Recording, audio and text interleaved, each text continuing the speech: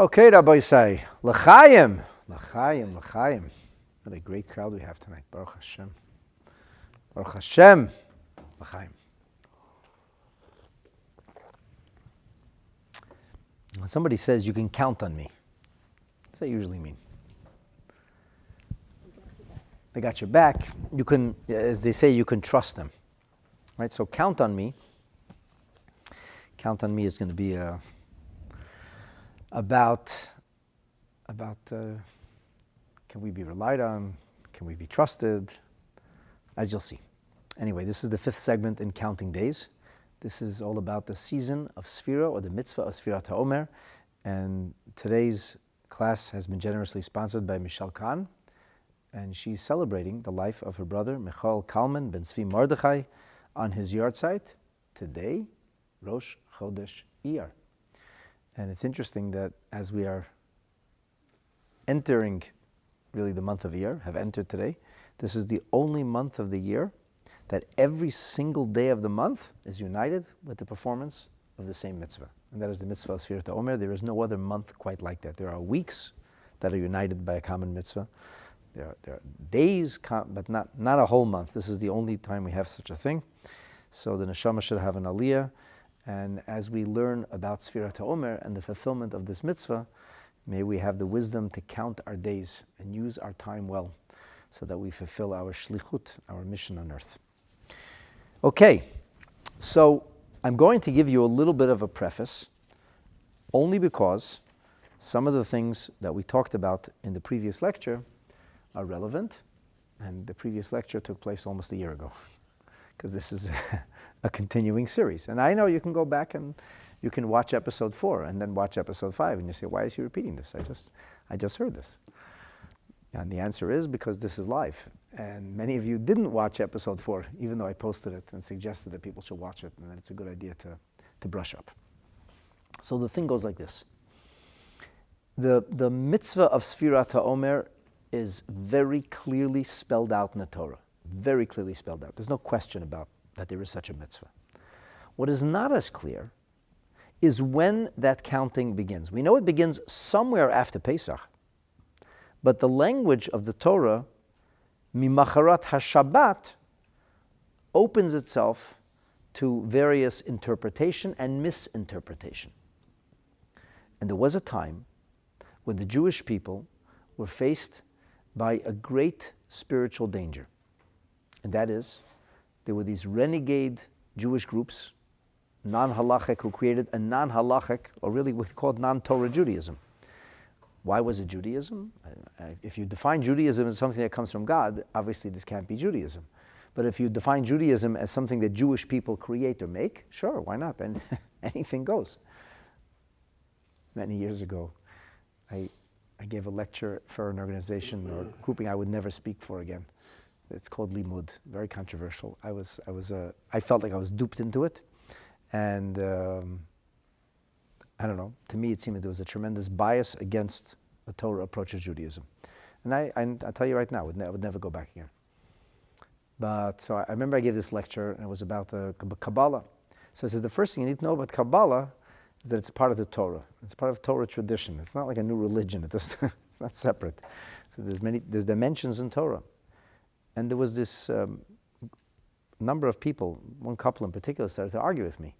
And they said, everybody's interpretation is equal, and everything everybody says, it's all good. Nobody has the right to have a clear opinion. Whatever you want is good.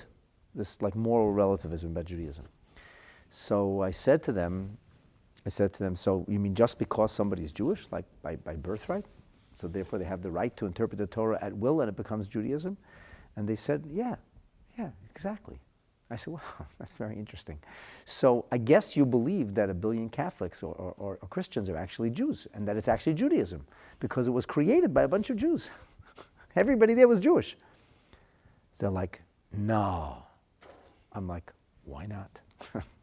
They said, well, they have a Brit Chadashah. They have a new covenant. I said, so it's a bunch of Jews that decided they have a new covenant. What makes that any less valid than anything else? So they became very disturbed, and they, in a big huff, they got up and they moved the chairs around and they stormed out. Okay, say that. I didn't mean to offend anybody, but like, So you can't make up your own Judaism. It really doesn't work. And incidentally, it never works. It only has a limited amount of staying power. After a certain period of time, it simply evaporates. The next generation loses interest and they move on. The only thing that has stood the test of time and lasted over history is Torah Judaism. And if you want to know if something is Torah and true, well, see how it is in a few centuries. And then you'll know if it's Torah and if it's true. And if it isn't, it's guaranteed. The historical evidence is overwhelming. Like you could even call it the anecdotal evidence. Not Torah, doesn't last. But the Baitudians and the Sadducees, the Baisusim and the Tzedukim, in their heyday, they were very powerful groups. Very powerful groups. And their message was very much appealing to people. What did they say? They basically rejected the concept of the oral tradition. They said the rabbis made that up. We're not interested in rabbinic Judaism. We're ready to, we believe in God, we believe in Judaism, from God, Moses, but that's it. That's where it ends. And after that, everybody can say whatever he or she wants. And so, but if you believe in God, you have to listen to the Torah. They said, yeah, you listen, of course, the Torah. But you can read the Torah as you want to read the Torah. And whatever you read in the Torah is just as true as what anybody else says. Now, really and truly, this was a phenomenal way to do as you please, because the Torah hardly says anything clearly. There's hardly anything that the Torah tells you what to do. You can do just about anything you want and claim it to be your embracing of the Torah ideals. For example, the mitzvah of observing Shabbat is probably the single most important set of mitzvot we have in the entire Torah. It's a sign between us and HaKadosh Baruch Hu. But the Torah doesn't tell you how to keep Shabbat. It just says keep Shabbat. You should have a day of rest. So if a person will say, well, for me a day of rest is a day on the beach, making sandcastles and cooking myself a little bonfire, that's my day of rest. So the Torah said I should rest, I'm resting. I'm resting. What's wrong with that? And here you go. You can do as you please. You call it Shabbat. You could call kosher as you please. Okay, you're not going to be able to eat certain animals. But as far as shechita is concerned, you're good to go, as they say. And you have a tremendous amount of what we're going to call leeway to do as you please. You're going to end up in trouble because there are certain things that the Torah says, which if you take it literally or straightforwardly, like the business of al yetze ish mekomo, the way the Sadducees understood what we know as tchum, the concept, the limitations of traveling on Shabbat. So their idea was that you can't leave the house. Now this is a big dispute, whether that mitzvah actually refers to the concept of tchum Shabbos, or the limitations outside the city, or Nachmanides has a different approach to it. Let's leave that aside for now. But the bottom line is, Shabbat was like a day of COVID. They stayed home, they locked, they were hunkered down, they were in quarantine because Shabbat says al yetze ish mekomo. All right, fine. You got the short end of the stick there. But otherwise, they were great. Otherwise, you could do it as you pleased. And what was the motivation for this? Like, why wouldn't, if they wanted to observe Torah mitzvahs, why wouldn't they observe Torah mitzvahs? So I talked a lot about this in the previous episode. Essentially, they came to the conclusion that they didn't believe in anything. They said Antigonus is talking about serving God out of love, don't expect anything. There's nothing. They were nihilists. But nihilism is not a popular religion. You can't sell it. And you certainly can't make any money off it. And this is all they knew how to do. So Jackie Mason says, I don't believe he says that the Japanese invented sushi. It was two Jewish boys who said, how can we have a restaurant without having a kitchen? How are you going to make a living off nihilism? How are you going to make a living off nothing matters? The answer is you can't. But you can create a powerful religious movement, and you can make a lot of money off that. And they did. They did very, very well for themselves. And they said, we believe in the Bible. And really and truly, they questioned many, many axioms, things that the Jewish people had done ever since when? Since they got the Torah. They questioned these things. And they said, no, we don't have to accept these things anymore. Who says? This was the rabbinic coloring of reality. We're going back to the basics. So when we have a discussion of when you count the Omer, we've been counting the Omer forever on the day after Pesach. Forever. At the time of Moshe Rabbeinu, there's a dispute whether they counted the Omer in the Midbar, because he didn't have any Omer there. Did they actually count the Omer, or not, didn't count the Omer? There's a machlekes, an interesting discussion about this. But certainly from when Joshua came into the land of Israel, they counted the Omer. And for sure, everybody counted the Omer at the same time. They knew when you count the Omer. But the Sadducees said so. Who says? We have a better idea. It's called the long weekend. The long weekend is much, much, much more popular than having a holiday smack in the middle of the week, and it ruins the work week, and everybody is driven into discomfort. Make it a long weekend. Incidentally, this idea is very much embraced in modern day Western civilization and society. If one of the statutory holidays happens to fall out on Sunday, God forbid, they extend it to Monday. You should have an extra day off. You schedule it. You have to make it work. Make sure you enjoy it. So Yitzi wants to know, how did they know the Mekorot and the Nekudot in the Torah? It's a good question, Yitzi. It's a good question. Who knows? Maybe they misread things too. So the bottom line is that at a certain point they became very powerful. And the Chachamim had no choice but to defend the Torah truth about our mitzvah observance. And again, I'm reiterating things that I talked about in the previous episode. This is very important to understand.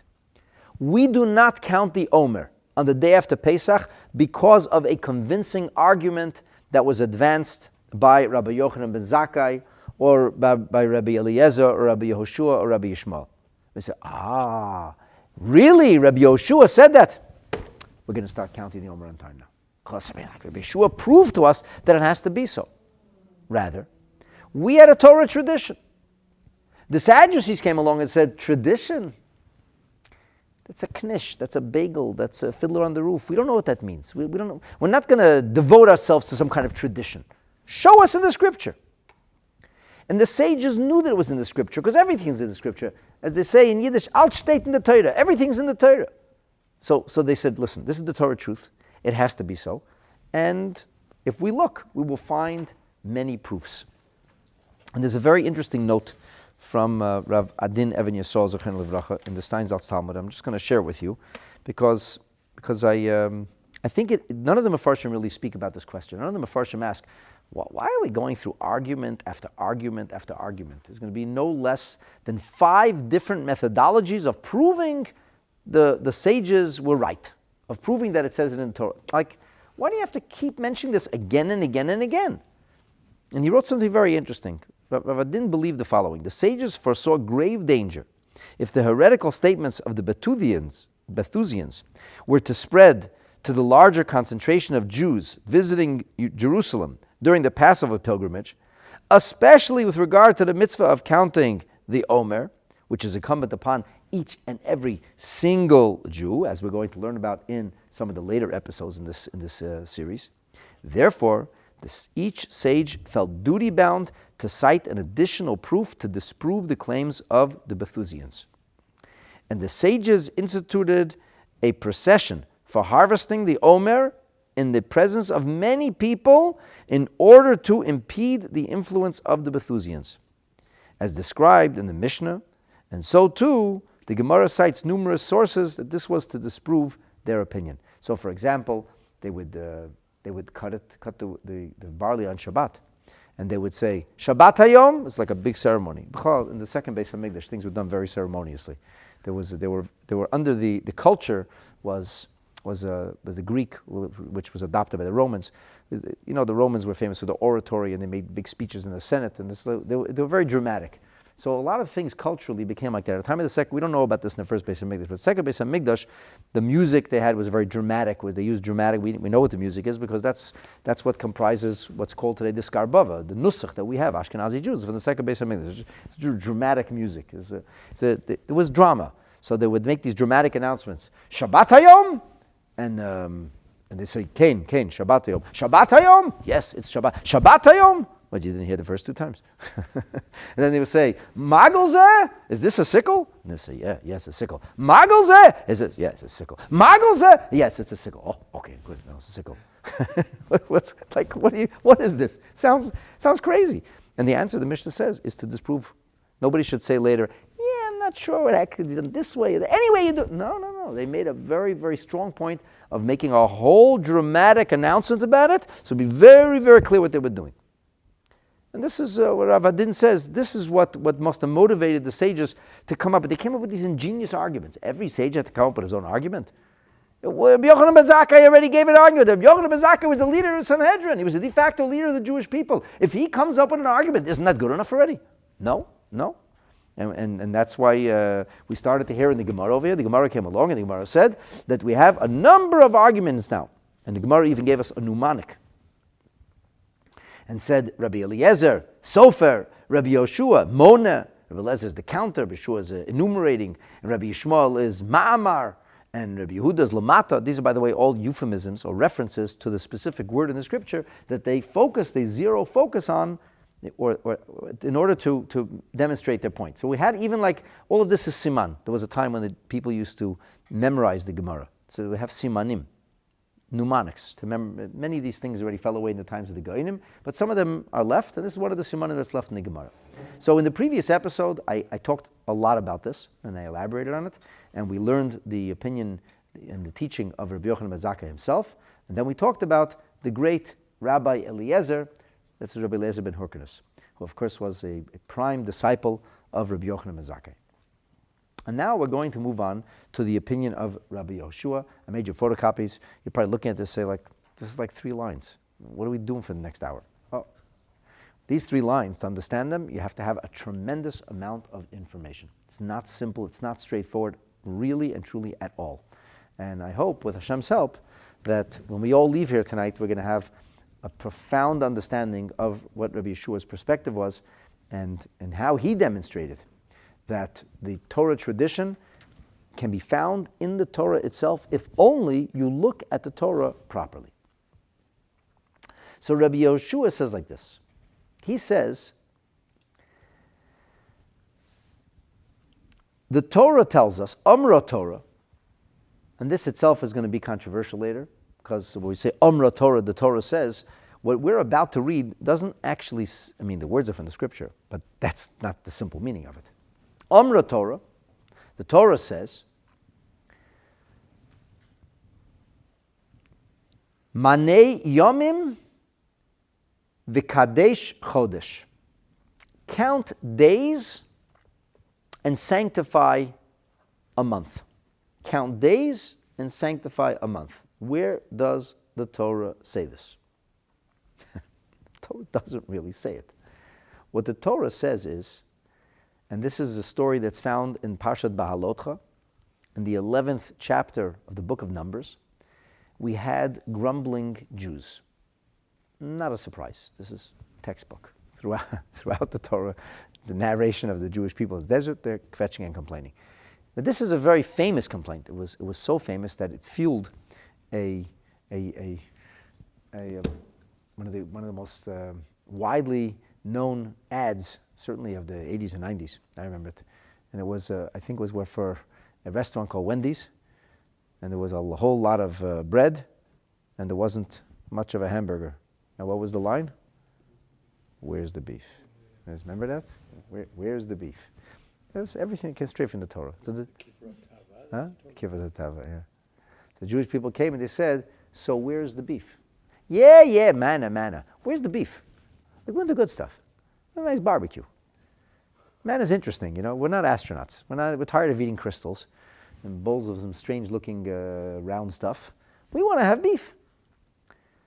And there's a whole story, like Moshe Rabbeinu was very unhappy about this, and this is not for now, but like the whole conversation between Hashem and Moshe Rabbeinu. Ultimately, we have Meals on Wings. Today's Meals on Wheels, then was Meals on Wings. And Meals on Wings was that these birds, which we think are quail, which are likely but not certainly what we call quail today, very fatty birds, and they came flying in very, very low, at shoulder length. You don't have to hunt them. They were like the dodo bird. You know why there's no dodos left? Because when the pirates would come to the island of the Caribbean, they would shoot the birds, and the birds would run at them. They would like come running, like almost like shoot me. That's what till today. A way to say somebody is not so smart is saying they're a dodo, because a dodo was not a very smart bird. It didn't get it. It didn't get the memo. Anyway, so these were like dodos. They came and they flew in. They were called quail, but they acted like dodos. They flew in like at shoulder length, And they literally waited, and it's like the Jewish people like popped them off. And they had piles and piles and piles of these fatty birds. And Moshe Rabbeinu says, I hope you're going to like this, because you're going to be eating this for a very long time. And the expression that the Torah uses is Ad Chodesh Yamim, until a month of days. Ad Chodesh Yamim, till a month of days. Until a month of days means you're going to eat it till it's coming out of your nose, till it's coming out of your ears. You're going to be so sick of it, you're not even going to want to look at it anymore. And indeed, the biggest complainers ended up dying from gluttony and overeating, and in the end, nobody was happy with their beef. They tell a story that in the old days in the shtetl, where the young students, there was no dormitory, there was no kitchen. Students would study Torah with great mesiras nefesh, great devotion, and they needed to eat. So they would go to the townspeople, and oftentimes a kindly townsperson would take in a few yeshiva students and feed them something. It was called es and teg. They would eat one day here, one day there. So the story goes that there's a few yeshiva students are brought into this kindly farmer's home, and he serves a steaming bowl of potatoes, boiled potatoes. So the boy looks at the farmer and he says, tell me, what bracha do you make on potatoes? And the farmer looks at him and he says, you're a yeshiva student and you're asking me what bracha you make on everybody knows what bracha you make on potatoes. Potatoes are borei priya adama. They come out of the earth. Borei priya adama. So the boy says, yes, but they're coming out of my ears at this point. So they were not happy. The Jewish people, this kvetching thing doesn't work. It never pans out to be everything you thought it would be. It's like that's called the kivrot hatava, as you correctly mentioned. It's called where the people lusted and craved for material pleasure, and they ended up being buried by it. And that has been the experience of people ever since. When they lust and they crave, they end up being buried by the lustings and cravings. And the positive way, said the Baal Shem Tov, is, because we all have to experience 42 journeys, is that we should bury our lusts and our cravings. That's what we should try to do. Instead of you either bury it or it buries you. So you bury it. Anyway, it says, Ad Chodesh Yomim. Now, I want to tell you something. In the Sifri, which is the Medrash Halacha in the Book of Numbers, there is nothing about this. There's commentary, but nothing about what we're about to learn. This is exposition of these words are found in the Gemara in Masechet Megillah, and a number of other places in Shas, but the primary place is Masechet Megillah on Daf Hey. And this is why this Gemara is like, it's a nigh impossible Gemara to really understand without a lot of background. Because what Rabbi Yehoshua is now doing for us is, he's making a statement about something that the Torah says, which he doesn't clarify here at all. He only gives us like cryptic half a sentence, that it says Ad Chodesh Yamim, and Ad Chodesh Yamim means until a month of days. So he says, a month of days. A month of days means that months are made of days. Wow, what would we do without the experts? I mean, obviously months are made of days. No. He says it means manei yamim. There's a specific, you count a specific amount of days, and then you know when a new month is about to come. And that's how it goes. And because it says Ad Chodesh Yamim, in a story where Moshe Rabbeinu is telling the people who are lusting and craving for where's the beef that it's not going to end well. So, but because we have multiple messages that are encoded into and tucked into the folds of the Torah, so the message at Chodesh Yamim, and as some of the Mefarshim point out, that the word Yamim is superfluous. It should have said Ad Chodesh. Everybody knows that a Chodesh is made up of 30 days. The Jewish people are now already well seasoned in the observance of Mitzvot and the sanctification of time. Moshe Rabbeinu brought them the very first mitzvah on Rosh Chodesh Nisan when they were still in the land of Mitzrayim. Surely they knew that a month is made up of 30 days. It doesn't require a diploma from a university to know that a month is made up of 30 days. So why is it that they had to tell them Chodesh Yamim? So the word Yamim is superfluous. So what's the idea? So the Gemara has a tradition. The Torah says to us, Manei Yamim v'kadesh Chodesh. And then it says, Manei Yamim v'kadesh Atzeret. You have to count days and sanctify the 50th day. And sanctifying the 50th day, of course, is referring to Shavuot, which is the 50th day. So you count 49 days in the Omer, and then you sanctify the 50th day. So what in heaven just went down here? What is the connection between the story about Chodesh Yomim and a teaching of Manei Yomim v'kadesh, and then this business of counting 49 days? Like it on the surface, this doesn't make much, if any, sense. So we'll share with you what Rashi says, and then I'm going to take you to the sources. So Rashi says, Manei Yamim v'Kadesh Chodesh. Ad Chodesh Yamim, until a month of days. Manei Tisha ve'esrim Yom, count 29 days. V'Kadesh Chodesh b'Yom Shloshim. And then you'll sanctify the 30th day. So Rashi says, count 29 days and sanctify the 30th day. Well, I mean, that's not exactly like that, because some Jewish months are 29 days and some Jewish months are 30 days. So what does that mean? What is Rashi even saying? What is he saying? We don't just count days and make Rosh Chodesh. Rosh Chodesh was a dynamic thing. People had to see the moon reappear and then come to the Beth Din and they offer testimony. And after they offer the testimony, then the Beis Din would cross-examine them to see if in fact there was veracity to their claims. And if it was established that they had indeed seen the moon reappear and not another UFO sighting, then they would say, we could be Mekadesh HaChodesh. So it's exactly the opposite of counting the days. When you count the days of the Omer, you know exactly how many days the Omer is going to be, 49 days. And you know exactly where you're going. On the 50th day is going to be Shavuot. What does this have to do? Count 29 days and sanctify the 30th? In fact, that is not the way Rosh Chodesh operates at all. And by the way, what in heaven does one have to do with the other? How does one even come to the other? So before I go into the details, I want to introduce you to one of the 13 Hermeneutical Principles. These are the principles of Rabbi Yishmael, which is found in the Mechilta. Rabbi Yishmael talks about the 13 exegetic principles. And that's a lot of fancy words for how we derive halacha from the words of the Torah. Because the Torah does not speak to us as a code of Jewish law. It does not read as simple book of rules.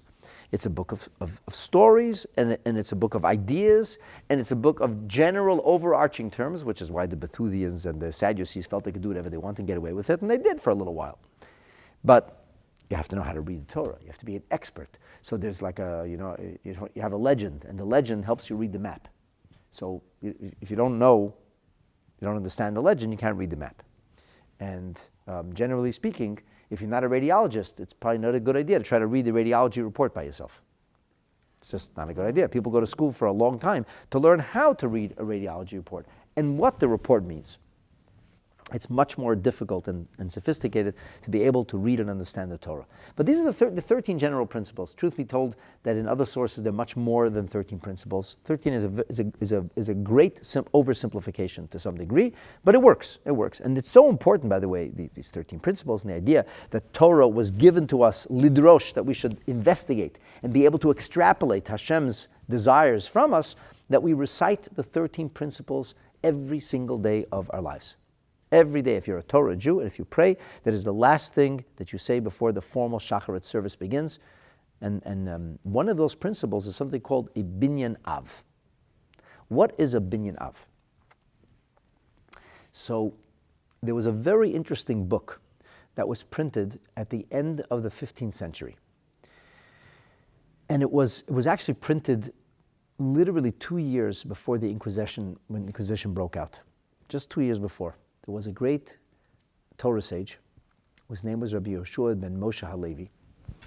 And he was born in a little town in Algeria. And somehow, he was born in 1440, it's somewhere in 1460, he makes his way across the pond, and he settles in Toledo, in Spain. And the Jewish community was suffering already. Already in 1391, there were edicts and persecution against Jewish people. The golden age of Sephardic or Spanish Jewry came to a slow halt, a very, very slow halt. And there was 101 years of relentless persecution until finally all hell broke loose and the Inquisition was formally signed into law. 1492, the expulsion, Jews are driven from Spain, a place where they had lived for many centuries. In fact, as a point of interest, the famous Don Yitzchak Abarbanel has a record, had a family tradition, with generation after generation, tracing himself back to the family of David HaMelech. He was a direct descendant of King David. And he said that his family had lived in Portugal, in Spain and Portugal, from the time of the first Beis HaMikdash. Now that was a very, very small amount. Most of the Jews migrated from Babylon, came into, which is what we call proverbially speaking, Sephardic Jews, really Babylonian Jews. But the Jews lived for a very long time. So anyway, this Rabbi Yoshua HaLevi, he realized that people did not understand the basic principles of how to study Talmud. So he wrote a sefer called Halichot Olam. Phenomenal sefer. In Halichot Olam, he explains, amongst other things, the 13 principles. In Sha'ar Revi, he explains the 13 principles.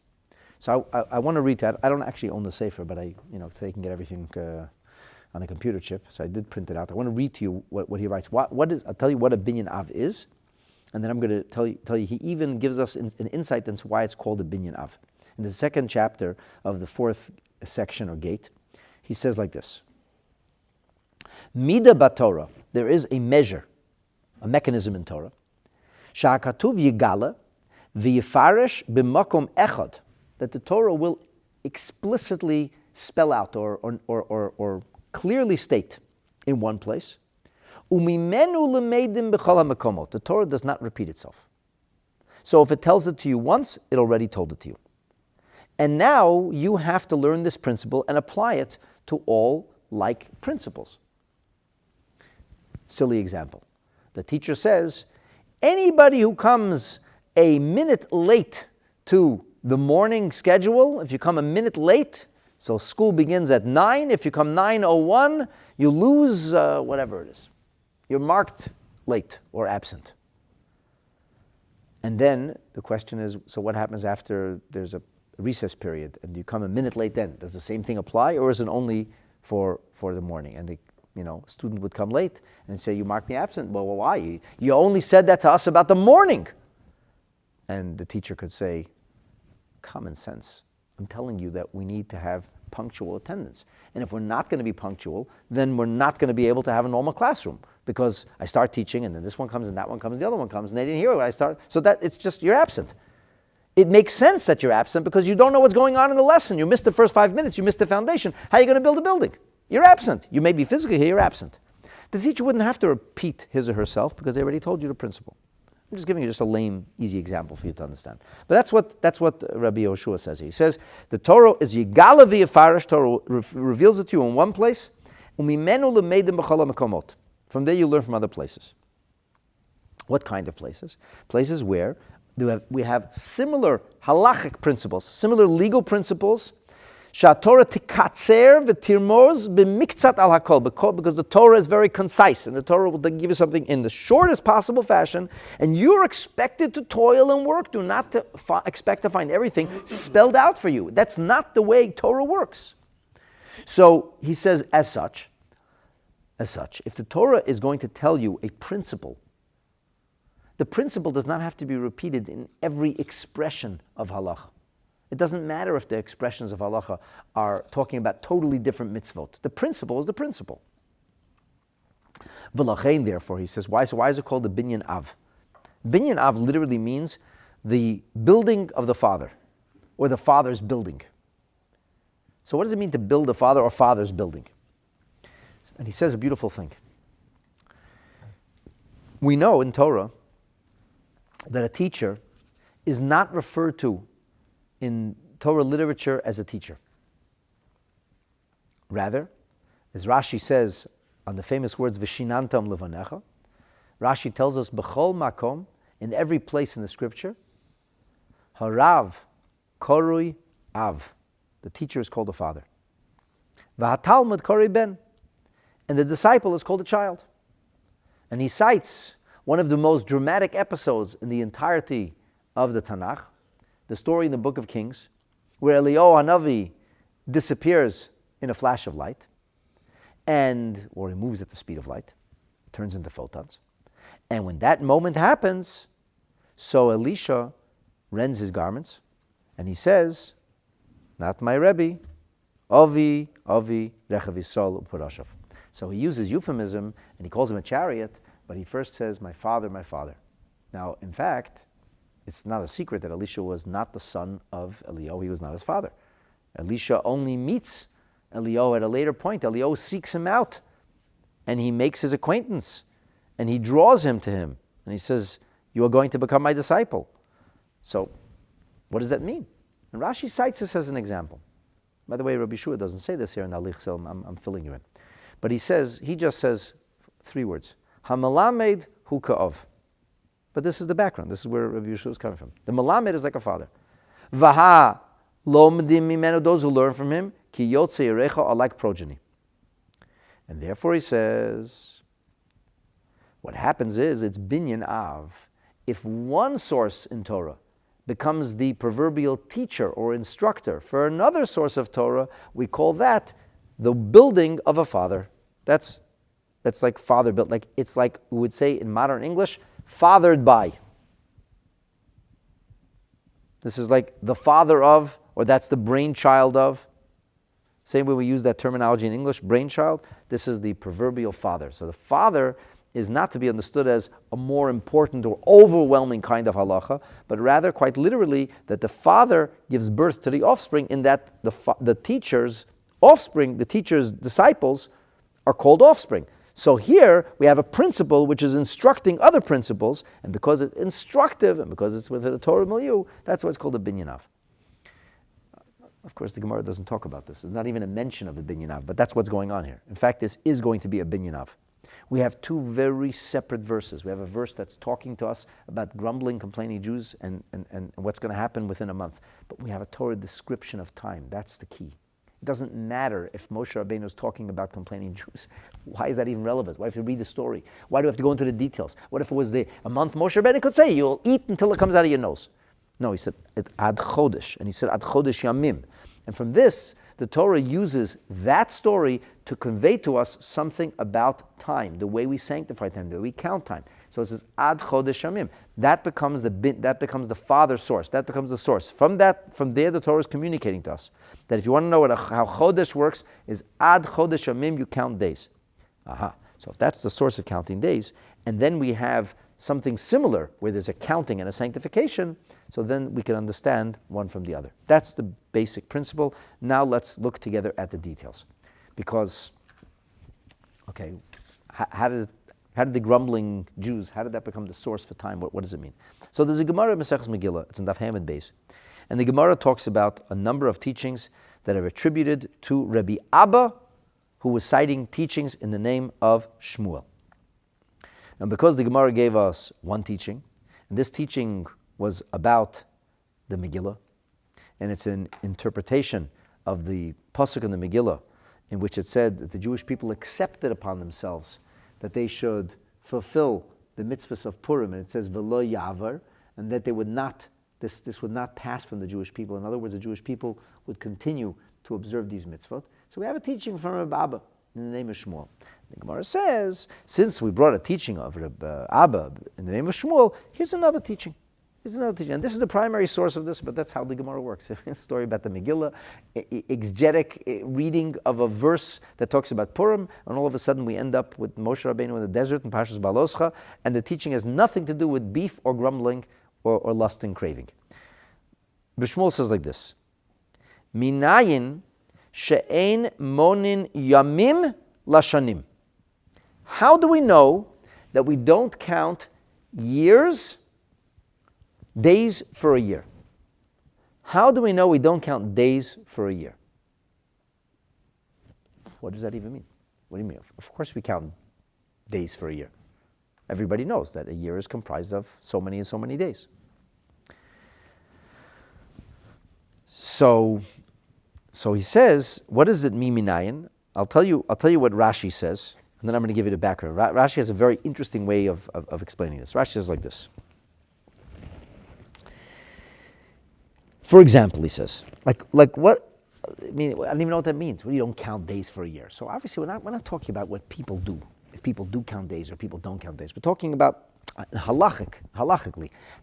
What does that look like? What does it look like counting days for a year or not counting days for a year? What does that mean?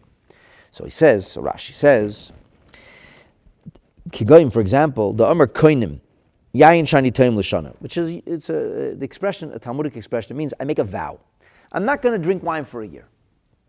I'm not going to drink wine for a year. So if I make a vow that I'm not going to drink wine for a year, in fact, it's biblically prohibited for me to drink wine for a year. Now, what's the halacha question? One question could be, what is wine? How do you define wine? Does that include grape juice? Excellent question. The Gemara in Durham deals with that. What's called wine? How about apple cider wine? Is that called wine? Another question would be, okay, how long does the year go for? So he says, Mona, you count Yud Beis Chodesh, 12 months, miyom liyom, from day to day. 12 full months, because that's a year. A year is 12 months. I can't see. Okay, and he says, Ve'im nodar be'echad ben Nisan. So if it was the first day of Nisan, was Rosh Chodesh, and that's when he made a vow, when can you drink wine again? Or when are you not going to be drinking wine until? Until next year, Rosh Chodesh Nisan. On the last day of Adar, that will complete your year, and that's when you start drinking wine again. And Rashi says, Afal Pisha Adayin Yesh Yud Aleph Yom, even though there's still 11 days. What does that mean? So, I'm going to explain this in detail in a moment, but first, to make it simple. A solar year, the solar seasonal year, is made up of 365 days. A collection of 12 lunar months gives you 354 days. From 354 to 365 is 11. So here a person said, I won't drink wine for a year. Technically, it's Rosh Chodesh Nisan again.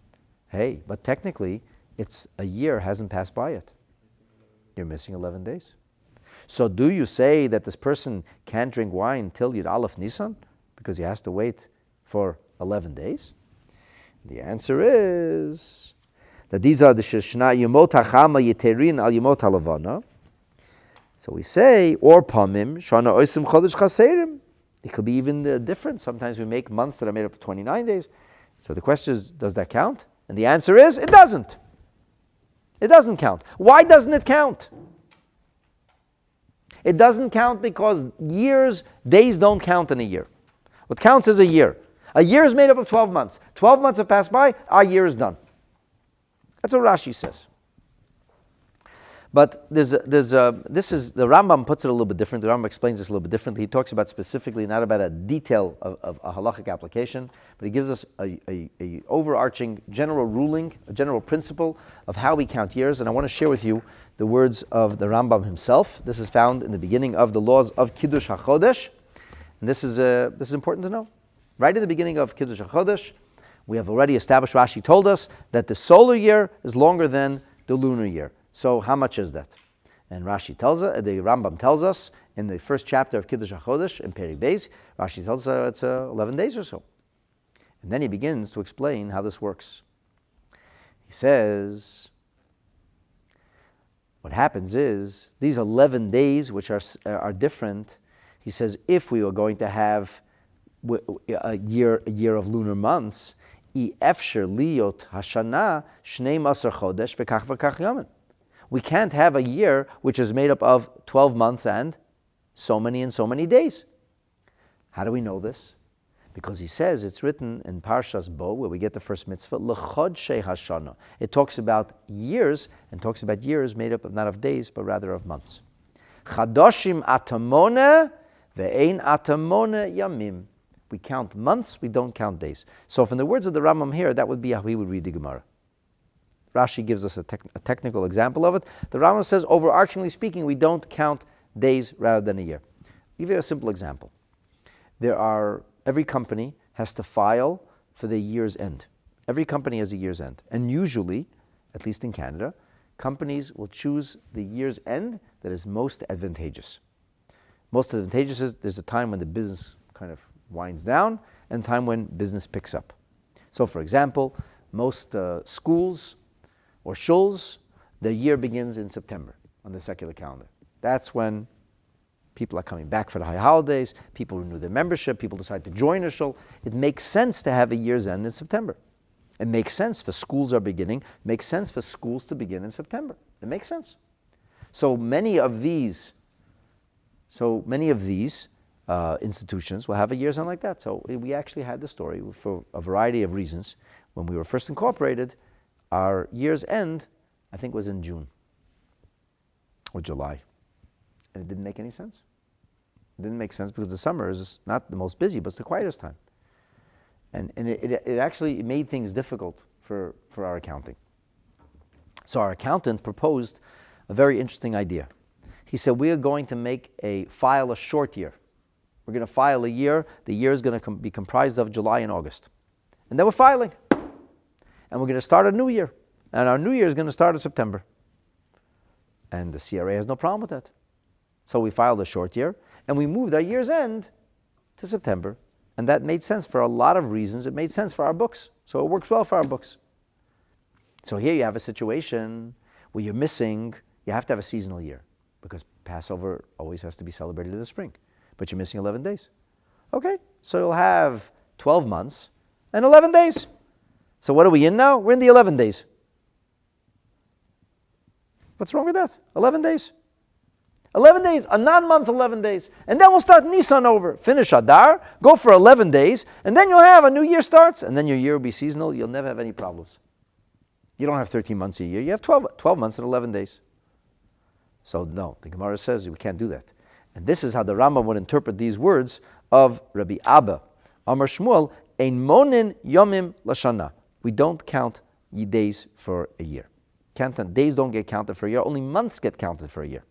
And this is learned from the words Chodesh Yamim. The words Chodesh Yamim, as I said to you, the Mefarshim say that the word Yamim seems entirely superfluous, and therefore we know that how do we know this?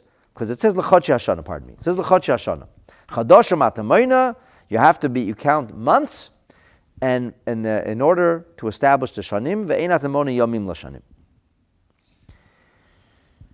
So let me explain to you how this works, because there's a little bit of a dichotomy in how we tell time, and it works like this. Days are very precise. Our days are precise. Every day is made up of exactly 24 hours. At the solstice, where we have exactly 12 hours, the day and night is exactly equal, exactly 12 hours, and the equinox. So and the solstice is when the day is shortest. The equinox is when the day is longest.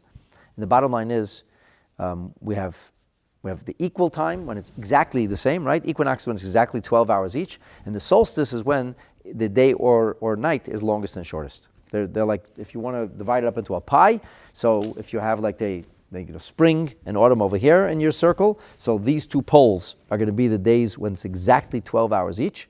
And then if you keep moving around, when you get to here, if this is the summer and this is the winter, here's going to be your winter solstice or summer solstice, when you have the longest day, and in the winter, the longest night. But it's always 24 hours, and it never changes, and it's very precise. How much of that time is day and how much of that time is night changes, but the day doesn't change. The day is made up in Torah of a day and a night, which of course is very different than the secular approach of making it midnight. Midnight is nothing to us. Nothing changes at midnight. That's not a new date. The date is when the sun goes down. Of course, when does Shabbat begin? Sundown, nightfall. How do we know this? Because the Torah says, Vayihi Erev, Vayihi Boker, Yom Rishon, Yom Echad, and Yom Sheni, Yom Shlishi.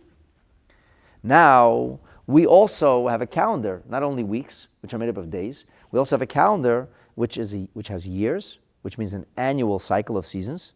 That's dependent on the sun. That's the solar year. And then we also have months, which in our Torah tradition, in our Torah view, are based on the moon. So the Gregorian calendar is based on seasons.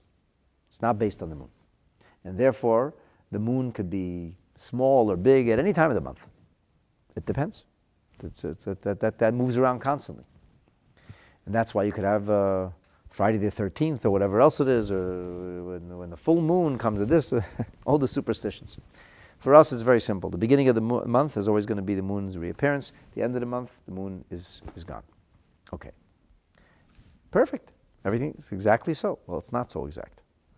What happens is that the lunar orbit, from the time when the moon reappears, we can see a sliver of it, to the time that the moon continues to wax and reaches its zenith on the 15th day of the month, and then the moon starts slowly to diminish and to wane, from one point to the other is 29 days, 12 hours, and 793 chalakim. So we think of hours as divided into 60 units called minutes, but in Torah tradition, and also in ancient Greek astronomy, the hours were divided, every hour was divided into 1,080 segments. 1,080 is known as chalakim. So it's more than a second, but a lot less than a minute. And every single lunar orbit is 12 and a half days, 793 chalakim. And this obviously makes us makes things problematic. If it would be 29 and a half days, then the month would be easy. 29 days and 12 hours. 1 month you make 29 days, and 1 month you make 30 days. But we don't have that. What we have is a jagged collection of time. We have extra minutes. What does this do for us? What it necessitates is that there will be some months that are always 29 days, some months that are always 30 days, and some years that 29 days, and some years that 30 days. And this is called the difference between a month, a shana, which is mole, or keseder, or chaser. There are three possibilities in our months. We're on a 21-year cycle. The Gregorian calendar had a massive overhaul. They filed for taxes early because the whole year the calendar was messed up. And that was after barely 1,000 years. They had to redo the whole thing. That's the difference between the Orthodox. That's why the Greek Orthodox and Russian Orthodox, they celebrate their holy days on a totally different time because they refused to accept a new calendar. But the Gregorian calendar was overhauled. Our calendar is almost 17 centuries old and has never required any overhaul whatsoever. It's perfectly calibrated. How they did that is astounding, but we have a perfectly calibrated system that repeats itself every 21 years. And what happens is, it's not precise. It's not precise in any particular year because we don't have hours. We don't have minutes. You either have a month. A month could be 29 days, or a month could be 30 days. But over the course of 21 years, it shifts back and forth so that in the end, everything works out precisely. And it's much more sophisticated than that because we have rules of when Rosh Hashanah can fall and Rosh Hashanah can't fall. We have also a lot of other days we don't want Rosh Hashanah, we don't want to fall on Shabbat. We don't want, for example, Yom Kippur to fall on Friday or on Sunday ever, and it doesn't. So that's one. We don't want Hoshana Rabbah ever to fall on Shabbat, and it doesn't. And a number of other rules like that. So we have all kinds of rules in which there's the rebirth of the moon on Tuesday. Okay, so in this month that means we cannot declare Rosh Chodesh until Thursday. So actually, it's not going to be so simple that the reappearance of the moon. The moon may be a day old by the time we have Rosh Chodesh already. True, but in the end it works out. So it's not always exactly so precise. Now in the time of the Beit HaMikdash, it was not so simple that every single month they would wait for witnesses. If, for example, witnesses didn't come 1 month, so let's say that month went 30 days. Now we're already almost 12 hours off. The next month, no witnesses come. So you're going to say, well, it's got to be 30 days. What will happen if it was a very bad winter or very cloudy and they didn't see the moon reappear for 3 days? What will happen after a few months? All of a sudden, the moon reappears on the 27th day of the month. As the Rambam says, it could be no bigger joke than that. Make a joke out of the whole system. So what happens is the Chachamim were counting days. They knew exactly when the moon is supposed to appear and when it's supposed to reappear. And then there's a question. Because of the nature of the heavenly orb, will it be seen over Yerushalayim or not be seen over Yerushalayim? And that has something to do with the elliptical kind of orbit of the moon. If it's going to be, if it's in a low point or a high point, whether it will be seen or blocked by the mountains. It's a variety of things, and the Chacham had all these calculations figured out. They knew exactly when it would be possible for the moon to be seen. So how many months actually received testimony and were niskadesh because of witnesses? The answer has to be precious few. Precious few. How did the machloket come from Rabbi Yeshua and Rav Gamliel? It's funny because we're talking about Rabbi Yeshua's teaching now, right? Right. So you have to know that Rabbi Yeshua and Rabbi Gamliel was still in a dynamic time. The Bezdin was still functioning. What the machloket was about Yom Kippur is it's like beyond the purview of this class. But that was not what we would have in our calendar because it was a machloket about how the details would be administered in a time when we have a live or dynamic calendar. A better question you could ask me is how did the machloket come in the time of Reb Sadia Gaon? With what was the name of that Israeli sage? I'll remember his name in a second. Where there was a massive machloket amongst the Jewish people. A global war in a time when there was no globalization. Right? In the end, Rav Saadia Gaon prevails, and the Rambam rules like that, and that's everybody follows Rav Saadia Gaon's opinion. But we once had a very serious showdown. His name was Ben Tzadok or something. Like, I don't remember offhand that right now. But anyway, the laws of Kiddush HaChodesh are some of the most difficult and interesting laws in the entirety of the corpus of Torah.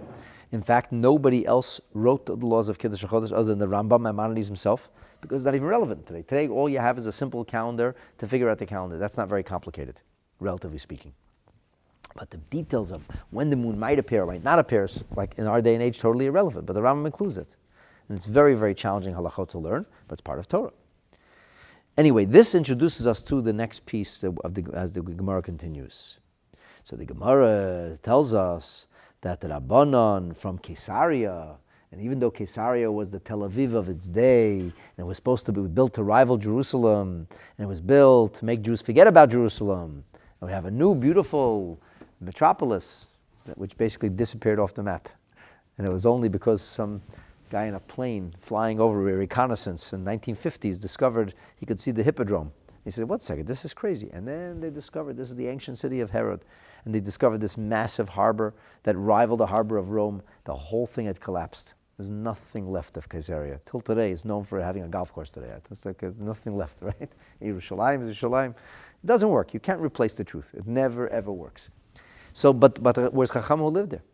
Rabbi Akiva moved to Caesarea. Why? Because they said if that's where the Jewish people are, if that's where the intelligentsia is, then that's who we have to influence. They did not ignore where the people were. Jerusalem was a village, it was a town.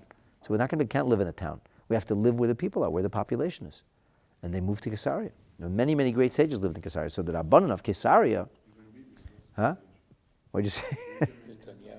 He's also from Caesarea. He's got a big house. So the Rabbanan of Caesarea say in the name of Rabbi Abba, Minayin she'ein mechashven sha'ot lachadashim. Why would you have sha'ot lachadashim?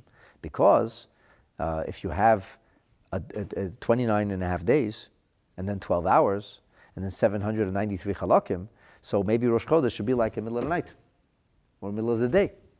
And in this way, Rosh Chodesh will begin and end. Now Rashi, once again, gives us a phenomenal example of what this means. He says, here's a practical halachic example, sha'ot lachadashim. He says, there's a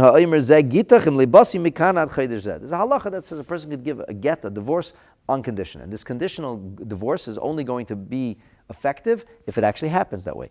So he says, I'm going to give you a get. If I don't come, this get, as long as I don't come back within a year. If I'm not back within a year, then the get's a get. Or within a month. And then what happens? It was a Chodesh Chaser. That was a month of 29 days. And then he comes on the eve of the 29th day. Even the 29th day. He says, "Honey, I'm home." She says, "You're home. It's not your home anymore. We're done. You said if you didn't come back for a month, and the month has ended. It's Rosh Chodesh. It's the next month. This is a 29-day month." And he says, No. I still got 12 hours and 793 chalakim. He says, the month is not over yet. The lunar cycle is not done yet. The moon is not reappearing for another 12 hours and 793 halakim. What's the halacha? Halacha, she's divorced. Why? Because hours don't figure in a month. The month is a month. It's 29 days is a month, and that's what the Torah says 20, then it's 20. It's 30 days, it's 30. We don't look at hours. So again, Rashi has a very interesting way of interpreting this. He gives a very practical example. The Rambam interprets it in terminology of Kiddush HaChodesh. He says that this would be the idea that we have it's always going to be either 30 days or it's 29 days. We cannot have half months. It's not going to work, he says. You can't have Rosh Chodesh from the moment of the reappearance of the moon. And the Rambam's words are, Shenemar, we say it has to be that the Chodesh is always going to be made of days. I'll give you the halacha, the Rambam in the beginning of Kiddush HaChodesh. Chadash Shalavana, a month of the moon, says the Rambam. The time between Molad and Molad. But what I'm saying now is very important to understand the words of Rabbi Yeshua, the opinion. So he says, the time between Molad and Molad, how many is it? Teisha ve'esrim yemu mechza, 29 days and a half. V'tash tzag chalokim. Tash is tafshin, makes 700. Tzad gimel is 93. Okay, so 793 chalokim beisha biyarnu. Now he says, ve'ef shaloimar, ve'ef shalomar, we cannot say, she'rosh chodesh yeh b'miktzat hayom. Today, Rosh Chodesh is going to be at 12 o'clock. Next month, Rosh Chodesh is going to be at 6 o'clock. Rosh Chodesh is not at 6 o'clock. Rosh Chodesh is whenever the sun goes down. Night falls, that's when Rosh Chodesh is. You can't say, but what do you mean? But Rosh Chodesh is the Molad, when the moon reappears. And the moon is not reappearing till tomorrow afternoon. So therefore, tomorrow afternoon will be Rosh Chodesh, tomorrow afternoon. No, it doesn't work like that. Ad sheyia miktzat hayom michodesh avar. Part of today, the beginning of today, was Nisan. But at 3 o'clock, it turns into Iyar. 3:37 and 56 seconds to be exact. No, that doesn't work. How do we know? Shanemar, and here the Rambam cites this teaching from Masechet Megillah Dafei. Shanemar ad chodesh yamim mipi hashmua lamdu. And as the Rambam says in the beginning of Perek Hey, mipi hashmua means, especially in the terms of Kiddush HaChodesh, this is what we heard from one sage to the next sage to the next sage, all the way back to Moshe Rabbeinu, who heard it from Almighty God Himself. Yomim ata mechashev lechodesh v'ata mechashev shaot. You have to have days, not hours. It's 29 days or it's 30 days. But we don't look at the actual reappearance of the moon. The actual reappearance of the moon is not when Rosh Chodesh begins. So you can't add days. So again, this is the teaching that we're learning over here. So it's ad chodesh yamim. Now, with all of this background, and we could go on, but all this background, now let's go back to the Gemara in here, Gemara Menachot. What becomes very clear is that the sages would necessarily be counting 29 days. And then they would see the moon essentially disappear from vision. And when the moon disappears from vision, you know within the next 24 hours it's going to reappear, because that's what the moon does. So it's very predictable when Rosh Chodesh is. It's not like you don't have like a question of 6 or 7 days. Take your pick. When is Rosh Chodesh going to be? Rosh Chodesh next month is going to be either on Tuesday or on Wednesday. Well, how do you know that? How? Very simple. Because Monday is the 29th day.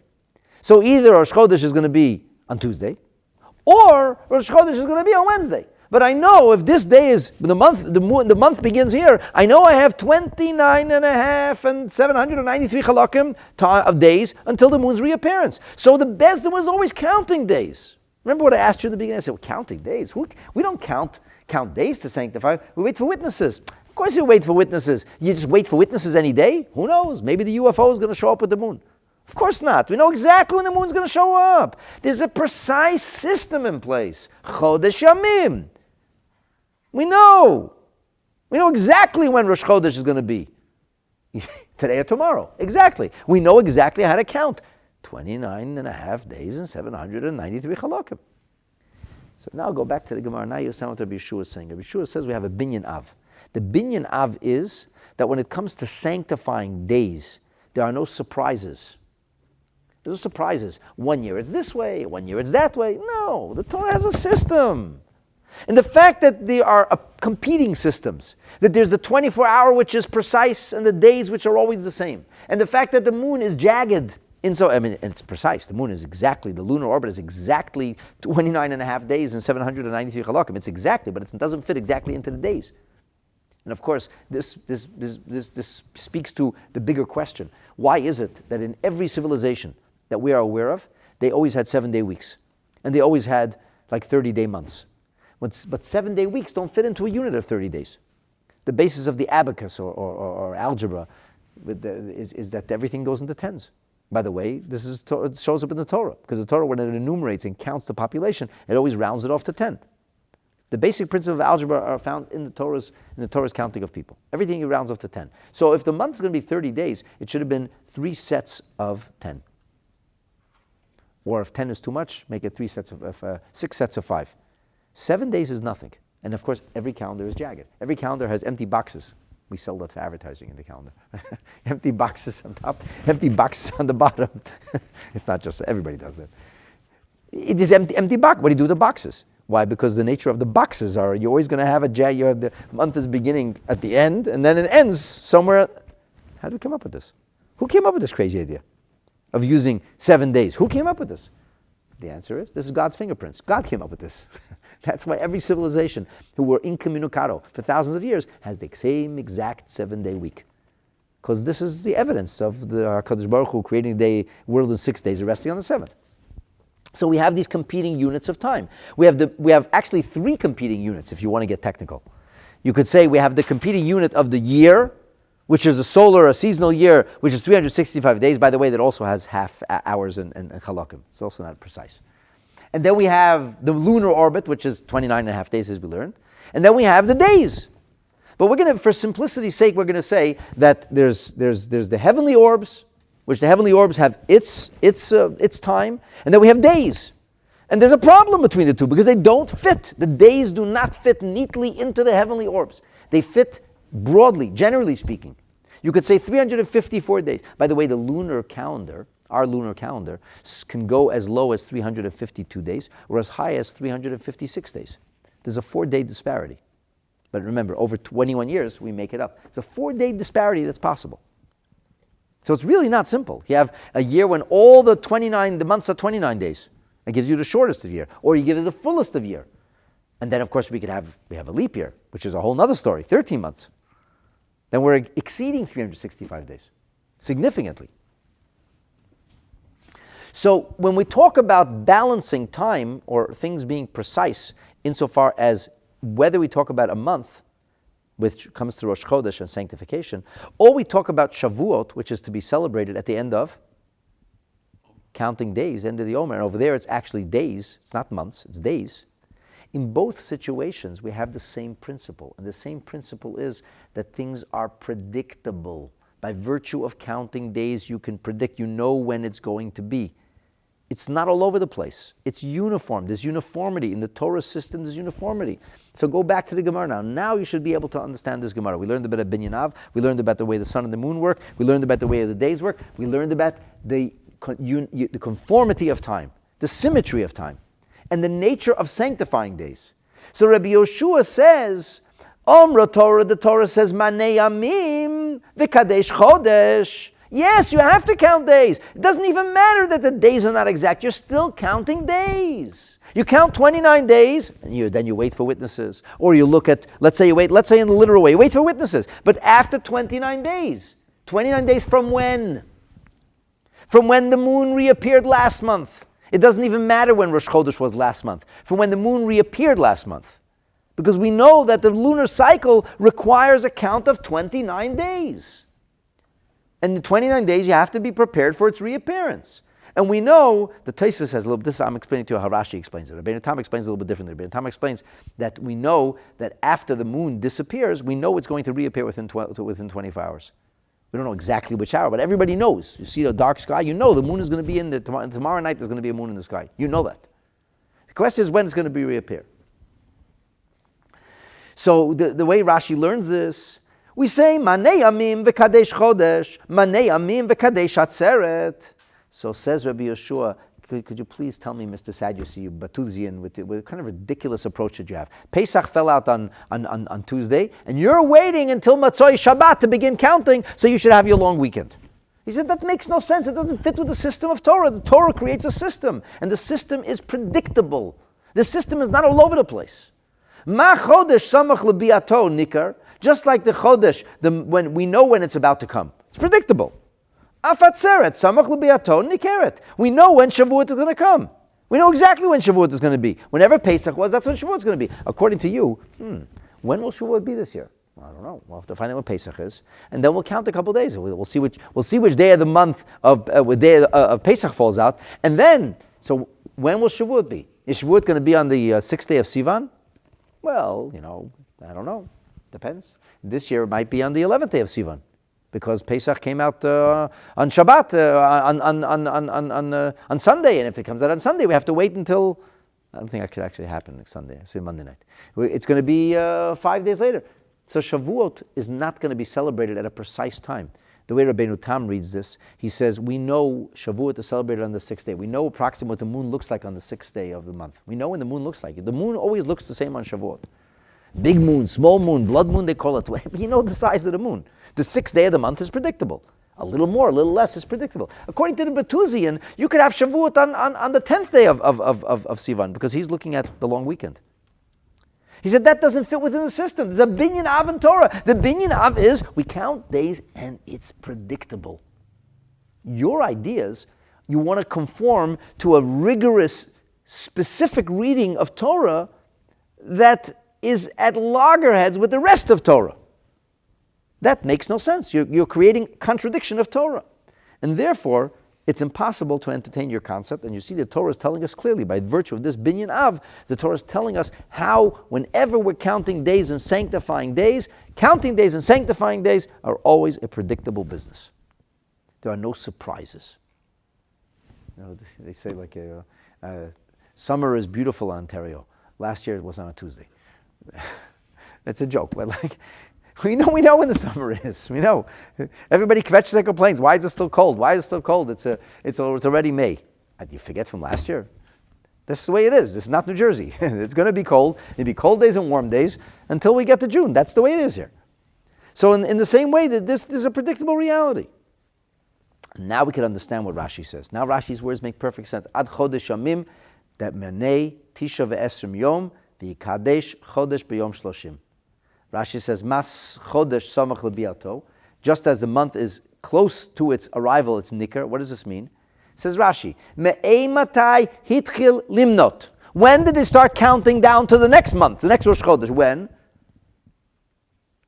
Dahainu, miyom chavtes, mishas molat halavana. On the 29th day, 12 hours, 793 chalakim, the moon is reborn. The moon reappears. So we start counting down. When is the next reappearance of the moon? Count 29 days. Afatzerach samach lebiato. Minyan hachamishim nikar lahem. They know when that 50th day is going to be. Not this year the 50th day is on this one. This year, I don't know. It depends when the weekend is. And this makes no sense, he says. We always start counting on the 16th day of Nisan. We always know it's after Pesach, after the 15th day. If we wait till the closest Shabbat, ain't sham heker yom kavua, then nothing is permanent. As people will say, when does Shavuot come out this year? It's funny, people always say to me, Rosh Hashanah comes early or late this year? Rosh Hashanah comes exactly when it comes. Why is it early or late? Rosh Hashanah always comes on Rosh Hashanah. Because we live in a different calendar. So but otherwise, if you're using a Jewish calendar, Rosh Hashanah is always going to come when it comes. But according to the Betuzians, no. You might start counting on the 17th. You might start counting on the 18th. So then the system isn't predictable. And in that case, it makes no sense. It doesn't fit within the system of Torah. And Torah has a logical system within which it fits. That was Rabbi Yeshua's argument. And that is based on manei. So what was that called? Count on me. What does count on me mean? Why did I call this class Count on Me? Because I like to find catchy titles, but true. But what is count on me? Because count on me is indicative of dependability. This is not a wild card thing. It's dependable. It's dependable. Hashem says when it comes to time, special, count on me. You can count on me. You know exactly when this is coming. Rosh Chodesh is coming, count 29 days. Pesach is here, count 49 days. The 50th day is going to be Shavuot. You can count on me. It's always going to be predictable and dependable. Torah says count on me. Count on me. It's always going to fit into that system. And the system is not based on human convenience, when it's convenient for people to have a day off. That makes no sense, said Rabbi Yeshua. What does make sense is that the Torah has a rigorous system in place, and it is us who have to match and marry ourselves to the Torah system, then chas v'shalom, tailor the Torah to fit to our convenience. And this legal argument, in a phenomenal and fascinating way, cuts to the essence of the non-halacha Judaism, where non-halacha Judaism, which is a euphemism, an oxymoron anyway, a contradiction of terms, but a fake Judaism is about the convenience of people and making the Torah fit for what they like. My dear friends, in fact, that is not the case. And the Sefirat Ha Omer mitzvah becomes the poster child for the essence of Torah, us comporting ourselves in accordance with Hashem's will bowing our head in submission, knowing we are created in His image, rather than chas v'shalom, creating a God in our own image, and then choosing to worship Him. The first is called Yiddishkeit. The second is called idolatry. And that, my dear friends, wraps it up for tonight. Thank you for joining. Thank you for allowing me to count on you. And you counted on me. So we're good, Baruch Hashem. And we all count on the Rebbeinu Shalom. And Hashem should help us that as we see that Yiddishkeit is supposed to be predictable, so to speak, is supposed to have a system, that our galut, which makes no sense and flies off all charts and defies all imagination, should finally come to an end, and we should be zoiche im Yirtzeh Hashem to celebrate Shavuot. Actually, why wait till Shavuot? We should be zoiche to celebrate the rest of Sefirat Ha Omer in the Beis HaMikdash HaShlishi with the coming of Mashiach b'mheira u'biyamenu amen. Thank you for joining online. Thank you all for coming tonight. And for those online, please subscribe, and please like, and please share. And for all of us, let's not forget to count the Omer. Laila Tov.